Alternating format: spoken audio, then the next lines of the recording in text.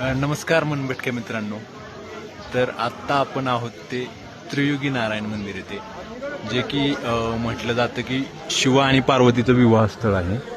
आणि हे सोनप्रयाग किंवा केदारनाथच्या बेस कॅम्पपासून 10 ते 11 किलोमीटर अंतरावरती आणि एकदम निसर्गरम्य अशा ठिकाणी हे मंदिर आहे. आणि हे मंदिर दर्शन करण्यासाठी चांगली चढाई करून बाईकवरती यावं लागतं किंवा गाड्या घेऊन.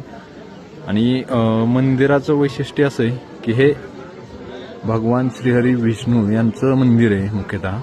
आणि त्यांच्या देखरेखीखाली पूर्ण शिवपार्वती विवाहाचं नियोजन झालं होतं. भगवान श्रीहरी विष्णू यांनी पार्वती मातेचं कन्यादान केलं होतं.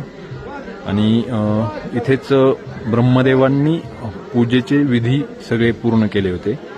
सगळे देव, यक्ष, गंधर्व आणि श्री शंकरांचे गण हे सगळे ह्या विवाहाला इथं उपस्थित होते.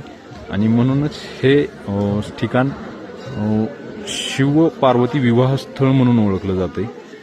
आणि ते म्हणजे हे त्रियुगी नारायण मंदिर. तीनही युगात श्रीहरी विष्णू,